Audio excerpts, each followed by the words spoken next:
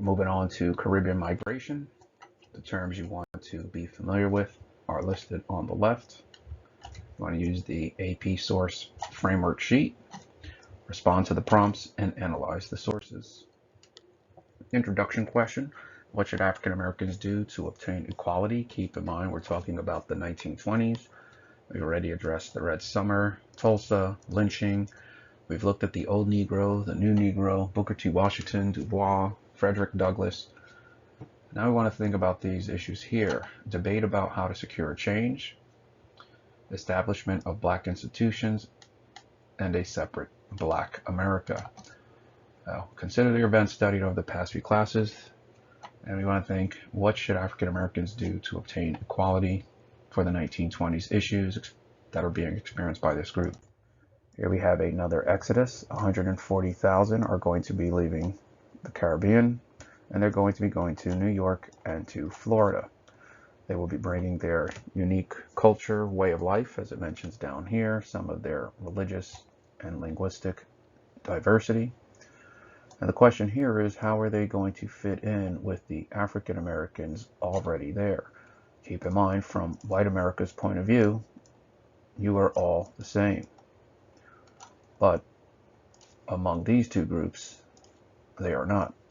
There will be a difference and some tension between these two groups as the Afro-Caribbean migrates to African American communities. Now, before we look at some of the specifics, we have to go back to the 1820s. This is a section on imperialism to provide some background information. The United States put in place the Monroe Doctrine, where they were pretty much arguing that the Western Hemisphere is off limits to European nations. Otherwise, European nations probably would have colonized these areas and it would have led to war. At the end of the Spanish-American War, the United States gained some additional territories: Philippines, Guam, Puerto Rico, Cuba, although Cuba, through the Platt Amendment, and the Philippines would eventually move towards their own independence. The question here is, how will these people be treated? Do they become American citizens? Do they become American territories? And it's going to vary for the place in question. Panama. Panama is also from the 1800 imperialism section. And what's going on here is that they're trying to build a canal, but Colombia owns the region, and the United States would support a rebellion, recognize Panamanian independence, and as a result of that, Panama would eventually become free from Colombia, and the United States would get the access to the canal, which would avoid going over South America, because you can easily just go through this section right here. So why does the colonization or the acquisition of territories matter? In this political cartoon, we see a couple of things going on. We see Uncle Sam trying to assimilate and educate. Here we have a Puerto Rican, a Cuban, we have a Hawaiian. Notice the African American in the back, the Native American, and then we have a Chinese immigrant.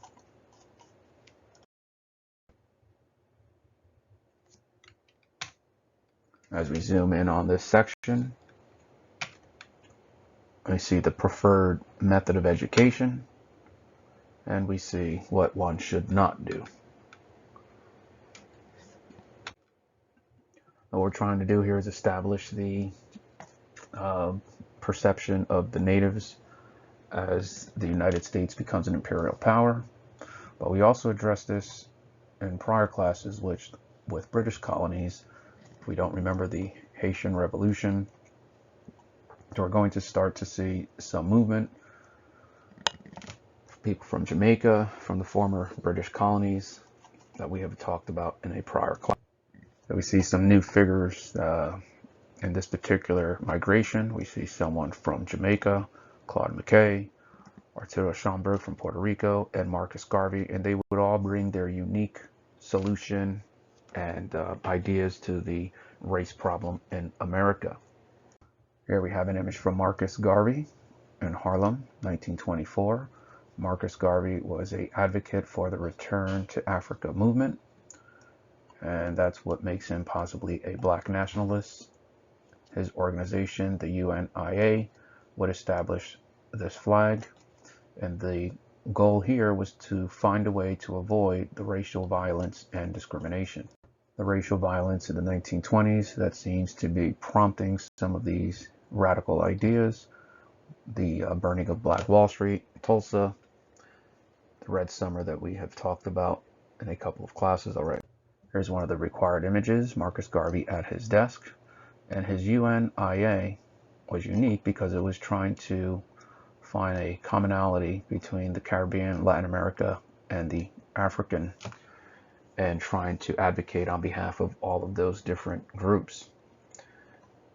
The Black Star Line is the ship that he was going to use, supposedly, to try to get Africa for the Africans, so they could leave and find some sort of freedom and equality. Here we have an image of the Black Star Line as he's looking for colored men, engineers, wireless operators. The impact of Marcus Garvey definitely seems to be a big one, as we see here. Kwame Nkrumah, the first president of Ghana, and Ghana would recognize the work of Marcus Garvey by issuing a stamp with the Black Star Line. What's unique about Kwame Nkrumah is he was also a black nationalist. If you were to click this link here, this link is about him arguing for a United States of Africa that would operate similar to a United States of America. Here we have some more required photos. We've already seen this one, a Garveyite family from Harlem.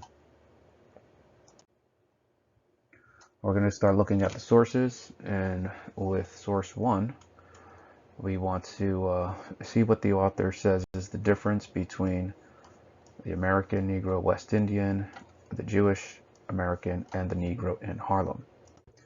For the first source, we see some statistics from the census, and then we definitely are going to see a push to look at people from Puerto Rico, Cuba, and looking at skin complexion to determine whether somebody is Cuban or Afro-Cuban, which is going to be a difference, especially in America, because if you are Cuban, a Cuban Latino who is of lighter skin can possibly pass as someone white, depending on their features, whereas a dark-skinned Cuban is going to be subjected to the racial policies and laws of America. This individual will be able to pass, this individual will not. Latinos call this the Browning tendency. We see more statistics down here. This is a reference to Harlem. We have some data points here. And he's looking at the distinction. Here he argues because of their language and numerous to maintain themselves as a cultural unit. Spanish element has but little contact with the English-speaking majority. They keep to themselves. Now what you want to do here is see how the author describes the American Negro and how he compares the American Negro to other groups. The West Indian Negro is one that's definitely going to be different according to the author, and what you want to do is try to figure out what those differences are like. For example, in this section where he looks at the West Indian Negro, is arguing that this individual is going to have a difficult time because they are coming to the United States from countries in which they had experienced no legalized social or occupational disabilities, which means they are not experiencing segregation. They think everything is going to be fine in America. However, they arrive and they are then subjected to what it means to be black in America. And that's key to understanding where the author for this source is going. That's why we're keeping track of the American Negro, the Harlem Negro, try to figure out how these different groups of people are experiencing life in America. Here we see a comparison between the West Indian and the Jewish individual. They also bring up once again Harlem, and down here they're trying to figure out physically what the difference is, and the author brings up the issue of the summer. It was possible to distinguish the West Indian of Harlem during the summer months, accustomed to wearing cool, light-colored garments in the tropics. So really, again, what we want to focus on here is the difference between the different Negro types that the author believes are different. As he mentions here, there is a diametrical difference between American and West Indian Negroes in their worship. Now we're also going to look at their worship. So he's looked at a couple of things so far in some of the other slides. He's looked at their economic motivation. He looked at the way they see themselves. And he's trying to establish that there is a difference among these individuals in how they see themselves. But again, the key here is that in America, your skin color is what's going to matter. The majority is not going to make a difference between what it means to be a Harlem Negro, a West Indian Negro, a Cuban, Afro-Cuban Negro, a West Indian. According to the social criteria and constructs of the United States, you would probably all be lumped in as the same group. In this section, the author brings up Marcus Garvey and how Marcus Garvey possibly would have a solution. The crisis during the war reflect the spirit of American Negroes respecting their grievances, or that the late Booker T. Washington successfully delimited the educational aspirations of his people. So here he's trying to take a shot at Booker T. Washington, because remember, Booker T. Washington was arguing that it's all about what whites are willing to give Africans, and Du Bois was totally against that idea. And here we see some more criticism of Booker T. Washington. We're going to move on to source 2. Source 2, we have one from Marcus Garvey. We want to critique the pros and cons of the author's strategy and identify evidence for why the author believes his solution will work. Ultimately, Marcus Garvey's solution is to have Africans go back to Africa, and he has his Universal Negro Improvement Association, which is trying to unite people from Jamaica, Haiti, the African American, the American Negro, the West Indian Negro. We have the Harlem, all of the various groups. And he's trying to figure out some sort of comparable solution, because again, it doesn't seem that in America you're going to see differences for these different groups. You're all going to be lumped in the same category, which means you'll be subjected to the same laws and discrimination as outlined in the vicious cycle. This slide requires some background information looking back at the Berlin Conference. The Berlin Conference was in the 1800s, where Africa was cut up into various sections and the European powers all took a chunk. The author in this piece is bringing up the League of Nations because after World War I, the League of Nations, which was trying to go against imperialism, basically winds up looking at the mandates in Africa, which is this map right here, and they do not give Africa back to the Africans. European colonizers still control certain sections of Africa, which is why the author is questioning that. Negroes of the world, when they took upon themselves the right to parcel out and apportion as they please 608,000 square miles of our own land, for we never gave it, we never sold it, it's still ours.